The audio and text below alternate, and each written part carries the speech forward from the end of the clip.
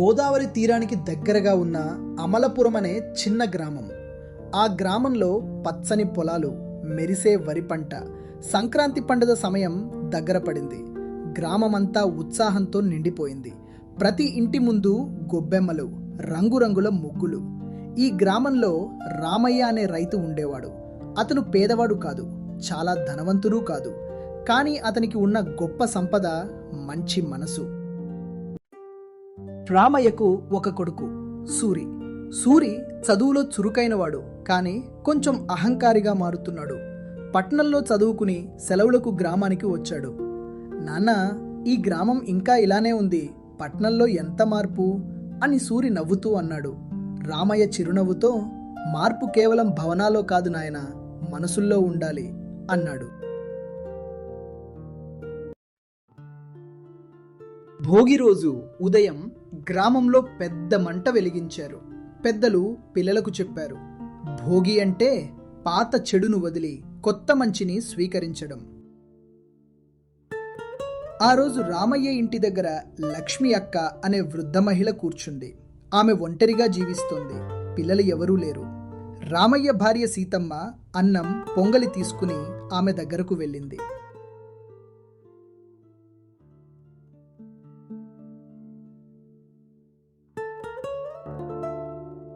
సూరి అడిగాడు, అమ్మా, ఆమెకి ప్రతిసారి ఎందుకు ఇస్తావు? సీతమ్మ మృదువుగా చెప్పింది, మన పండుగ ఆనందం అందరికీ చేరాలి నాన్న. సూరికి ఆ మాటలు పెద్దగా అర్థం కాలేదు. సూర్యుడు ప్రకాశంగా ఉదయించాడు. ఆ రోజు గ్రామమంతా దేవాలయానికి వెళ్ళింది.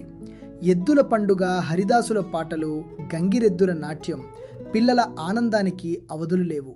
అదే గ్రామంలో శేఖర్ అనే ధనిక రైతు ఉండేవాడు. అతడు చాలా గర్విష్టి, ఎవరికీ సహాయం చేయడు. నేను కష్టపడి సంపాదించాను, ఇతరులకి ఎందుకు ఇవ్వాలి అనేవాడు. అతని పొలాల్లో పంట బాగా పండింది, కానీ గ్రామంలో కొంతమంది రైతుల పంట వర్షాభావంతో నష్టపోయింది. రామయ్య వాళ్ళందరినీ పిలిచి, ఈ సంవత్సరం మనం కలిసి ఉండాలి, నా పంటలో కొంత మీకు ఇస్తాను అన్నాడు. శేఖర్ నవ్వుతూ, ఇవన్నీ పిచ్చి పనులు, ఇలా ఇస్తే నీకేమి మిగులుతుంది అన్నాడు. రామయ్య ప్రశాంతంగా, ఇవ్వటంలోనే సంపద ఉంది అన్నాడు. కనుమ రోజు ఎద్దుల పోటీలు జరుగుతున్నాయి.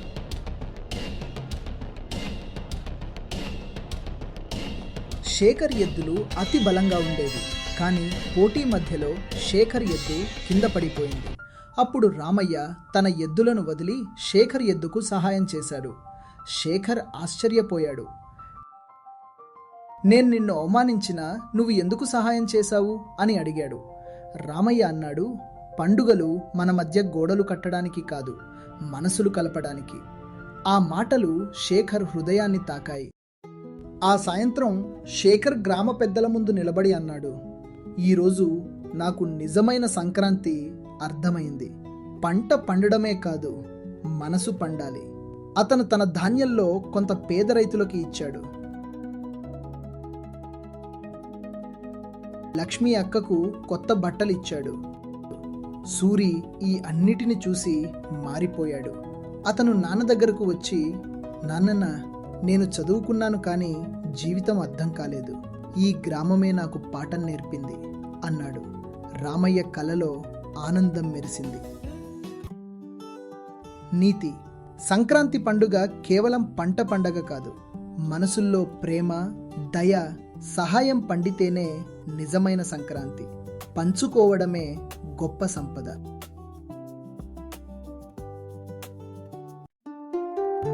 శ్రీశైలం నది తీరాన స్వామీజీ నడుచుకుంటూ వస్తున్నారు.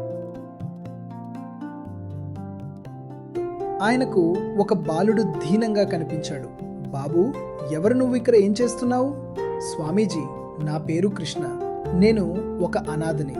అయితే నాతోరా, నేను ఆశ్రమంలో ఒక్కడనే ఉంటాను. కానీ స్వామీజీ, నేను ఎక్కువగా తింటాను, ఆకలికి ఆగలేను. పర్వాలేదు, ఆశ్రమంలో నీవు కావాల్సినంత భోజనం ఉంటుంది. స్వామీజీ ఇంకా కృష్ణ ఆశ్రమానికి బయలుదేరారు. అలా కృష్ణ బాబాజీతో ఆశ్రమంలో నివసించసాగాడు. కానీ ఒకరోజు బాబాజీ అన్నారు, రేపు ఏకాదశి, ఆశ్రమంలో అందరూ ఉపవాసం చేయాలి. కృష్ణ ఆశ్చర్యపడి, ఉపవాసం అంటే ఏమిటి స్వామీజీ? ఆ రోజు అన్నం తినరాదు. కృష్ణ బాధతో, స్వామీజీ, నేను ఆకలితో చనిపోతాను అన్నాడు. స్వామీజీ, పర్లేదు బిడ్డ, ఆ రోజు ఫలాలు తిను అన్నారు. లేదు స్వామీజీ, నాకు అన్నం కావాలి అన్నాడు. చివరికి స్వామీజీ, అయితే ఆశ్రమంలో కాదు, బయట అడవిలో చేసుకో, కానీ భగవంతునికి ముందుగా నైవేద్యం పెట్టాలి అన్నారు. ఏకాదశి రోజు కృష్ణ అడవిలోకి వెళ్ళాడు. కట్టలి వేసి వంట చేశాడు. ఆకులో అన్నం వడ్డించాడు. తర్వాత చేతులు జోడించి మనస్ఫూర్తిగా అన్నాడు, ఓ నా దేవుడా, రా స్వామి, నీకోసం అన్నం వేశాను. అప్పుడే గాలి వీసింది, చెట్లు ఊగాయి. కృష్ణ ఎదుట భగవంతుడు శ్రీరాముడు ప్రత్యక్షమయ్యారు. కృష్ణ, భయంతో మీరు ఎవరు? శ్రీరాముడు నవ్వి, నువ్వే పిలిచావుగా కృష్ణ, మీరు నిజంగానే వచ్చారా? శ్రీరాముడు మళ్ళీ నవ్వి, మనసు నిజమైనప్పుడు నేనే వస్తాను బిడ్డ అన్నారు. రాముడు అతనితో కూర్చుని అన్నం తిన్నాడు. కృష్ణ అయోమయంలో ఉన్నాడు. కృష్ణ సాయంత్రం ఆశ్రమానికి వచ్చాడు. బాబాజీ అడిగారు, నువ్వు అన్నం తిన్నవా? కృష్ణ కోపంతో, ఎక్కడ మొత్తం మీ రాముడే తిన్నాడు. స్వామీజీ, అదేలా సాధ్యం బిడ్డ, దేవుడు వస్తాడా అన్నారు. మరుసటి ఏకాదశి రోజున బాబాజీ దాగి చూశారు. అప్పుడు నిజంగానే శ్రీరాముడు కృష్ణ ఎదుట కూర్చుని అన్నం తింటున్నారు. స్వామీజీ కళ్ళల్లో కన్నీళ్లు. సందేశం: నిజమైన భక్తి నియమాల్లో కాదు, హృదయంలో ఉంటుంది. మనసు స్వచ్ఛంగా ప్రేమతో భగవంతుని పిలిస్తే ఆయన తప్పకుండా వస్తారు.